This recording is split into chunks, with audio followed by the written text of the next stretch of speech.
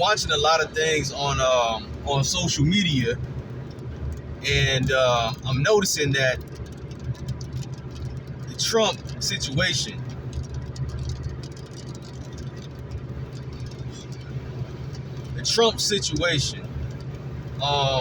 I'm noticing that people are believing what the media wants them to believe about Trump, which is that he's some type of ringleader. Trump is not a ringleader. Trump is no different from any other president running on the Republican ticket. No different. The only difference is that he's a billionaire candidate. Now, what happened in his first campaign when he won when he won the presidency versus Hillary Clinton? He was the president who was marketed as being self-funded. He didn't need He didn't need a lot of the donors' money that a lot of other candidates needed. Now, I'm pretty sure he did have some donations or whatnot. If you go check, I'm pretty sure he does have some on the books or whatnot. Probably a lot, but a lot less than any other president needed. Because why? He was self-funded. They tried to take him out that campaign. Now, here's what's happening now. They want President Joe Biden to stay in office. The Democrats, of course.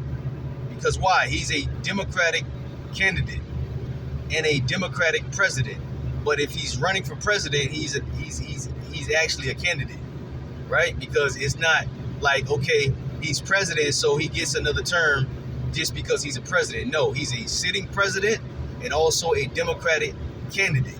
He is the number one Democratic candidate they have. They want him to stay in office, right? So now you have another candidate who is number one for the Republican side of the card. That's Trump. Once again, it will be a repeat. They know this. He's a billionaire candidate. He's going to march with the same message he did again. It's called Make America Great Again. You see? He's doing the same campaign. Nothing has changed. The only thing that's happened now is that they know he's a real threat. They know he can actually win because he was just the president. You see, people still have a memory of that, so they will go out and vote because you got 50% of the voters who were satisfied with Trump as president. How do you know this? Because he has 50% of the vote now, maybe more. I'm just speaking very in terms of I'm speaking in terms of not exact data, not exact numbers. I don't know the exact data or numbers. I'm just being very how do you say, vague, right, with the information. So all I'm saying is that there are a lot of United States citizens who are voters that want to see Trump take another term, right? The Democratic Party knows this. So here is my opinion. My opinion is they need bigger dogs in the fight this time around. Because if they do not have bigger dogs in the fight, then Trump wins again. There's no spookiness in this. He's not a ringleader.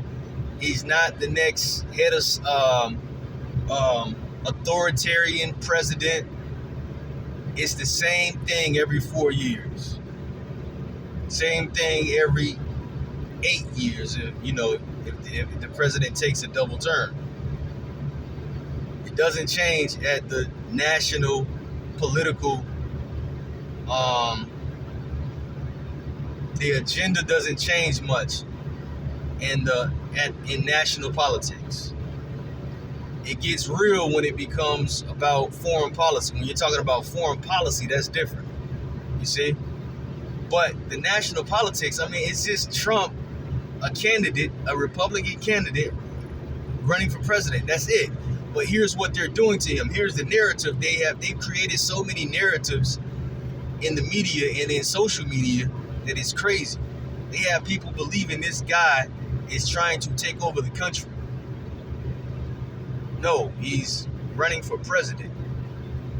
He has a job. As soon as he gets in office, you will see the same term that you saw last time he was in office. That's it. And then we'll move on to something different, because that will be his 8 years right there. His first 4 and then his next 4 if he wins, right? So the Democrats don't have anybody stronger than Biden.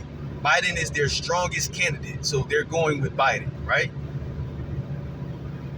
The Republicans don't have anyone stronger than Donald Trump, so they're going with Donald Trump. Now the Democrats know that Donald Trump can win this election, so now they have engineered narratives. They have people believing that he is some type of criminal. He's not a criminal. This guy is being attacked. He's being attacked by the legal system. They have raided his property and found just about nothing. They found the same thing they found at Biden's property. Classified documents. You see? But whose story was made bigger? Trump's story was made bigger. Why was Trump's story made bigger? Because the Democrats had the executive branch. They had power. So they have influence. Now, you have Trump battling for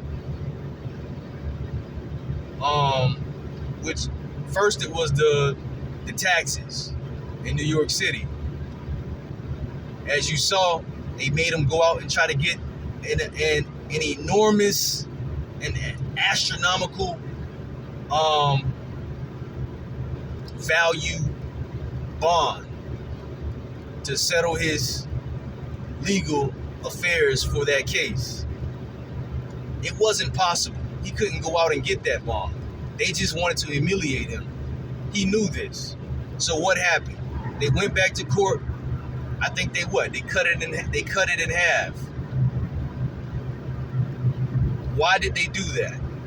They did that because they did not want Trump to take it to the Supreme Court, because they knew, first of all, it was bogus, and if Trump took it to the Supreme Court, he would win.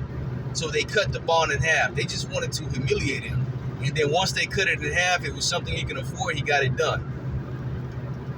Now, next thing, his sexual life. I mean, look at what they're aimed. Look at the target. Look at the points. The points are talking points and attack points for politicians. Like, they always do this, but with Trump, they're actually in the courts with it.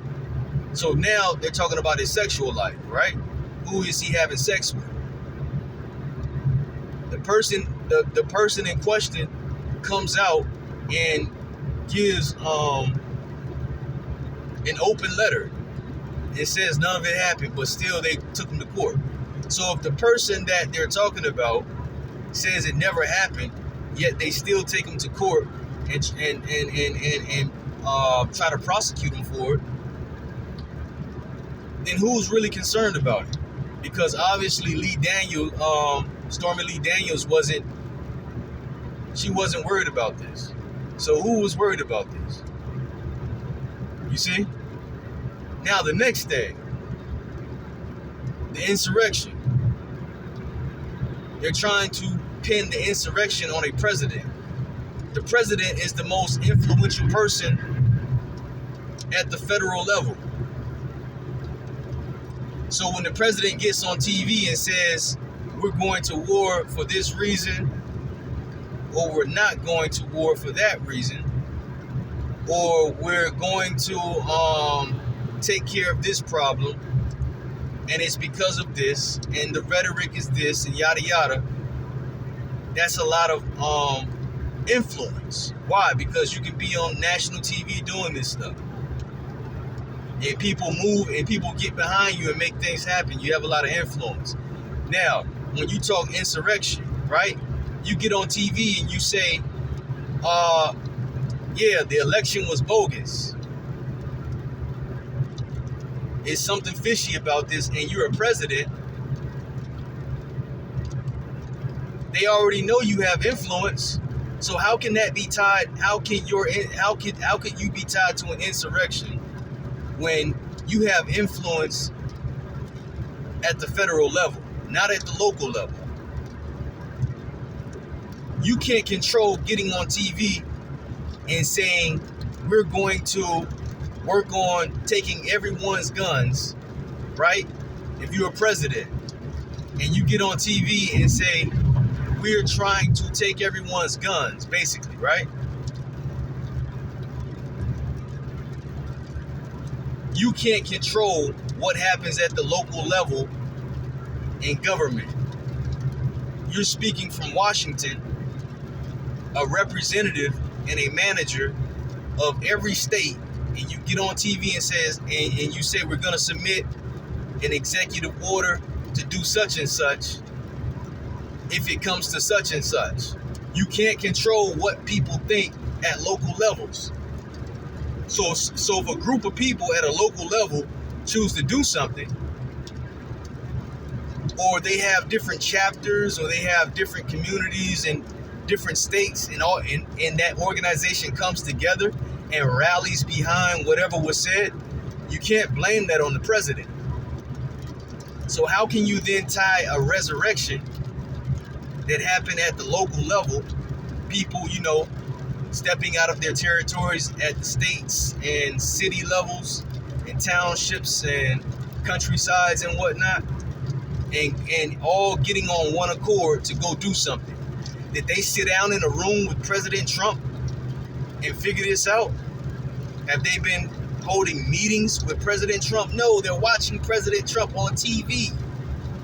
You see? And they're deciding what they want to do.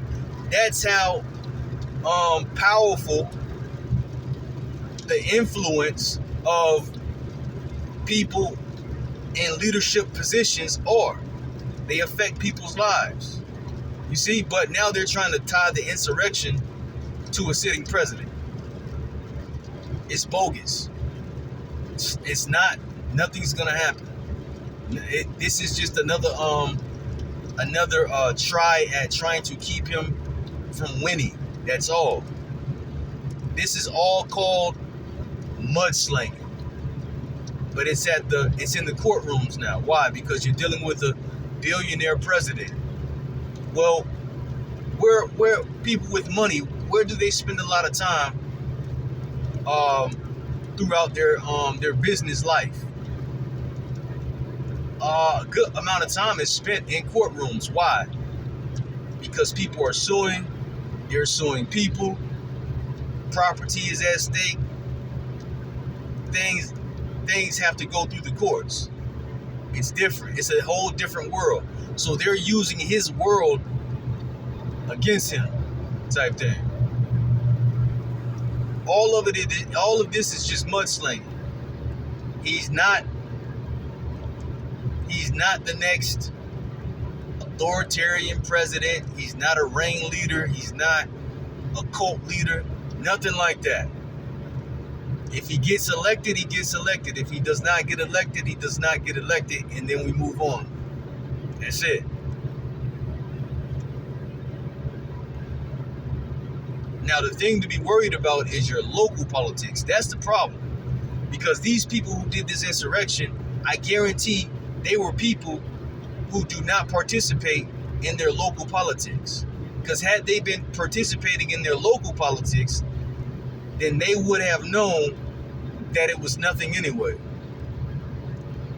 You see, these were people who don't even participate at the local level. Most of them probably didn't even vote. You see, so how can Trump be responsible for people who are not actually participating in the process, in this political process? Because to have an insurrection is not participating in the political process.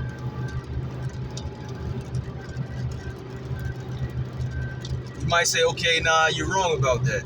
To have an insurrection is kind of like a protest or petitioning your government. Fine. Well, where is the merit for the insurrection? What was said that caused the insurrection?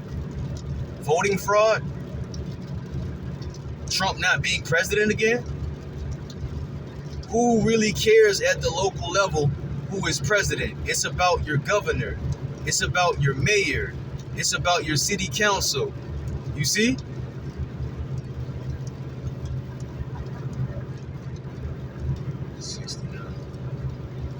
Also, you should know about your state politics, right? Before you start thinking about national politics, you should know the politics of every county in your state.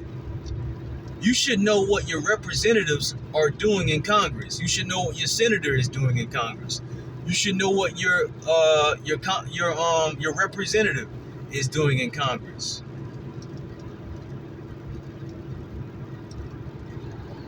You see, and now before you know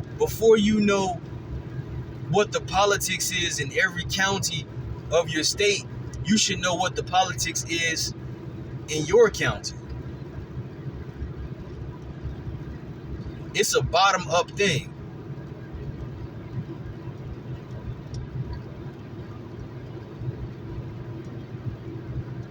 And before you know what the politics is in your county, you should know what the politics is in your municipality or your township or whatnot, or your city. You should know what the politics is there. It doesn't take long. Technology would have it, maybe an hour? You can figure all this out in less than an hour. Less than an hour, you can find out what the politics is in your entire state.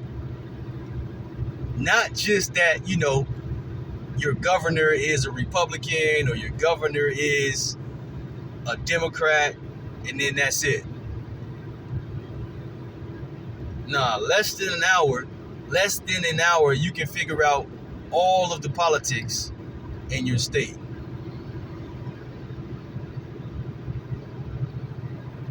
And then after you figure out your state, figure out the politics in your region. And then after you figure out the politics in your region, figure out the politics as a whole, in the nation as a whole, the national politics. Because that's how it works. Because at the federal level, all they are doing is managing each state. But each state has its own governor. A governor doesn't need another governor. If you have a United States, all you need is someone to manage the states. Because a governor is proficient at managing his own state. He doesn't need another governor managing him.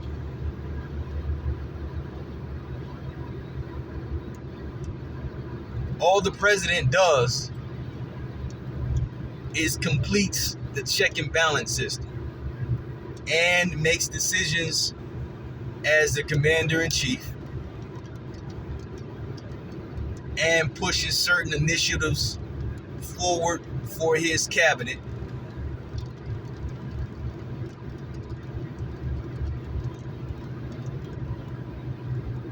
And speaks to the wants and wishes of his donors the best he can, and also tries to get the things done that he promised people before he got in office, the things that got people to vote for him. I say him because we haven't had a she yet, but it's coming. The woman president is coming. Thank you for watching this video. Help this channel grow by sharing, liking, and subscribing. Also, follow us on X at Consider This AMC.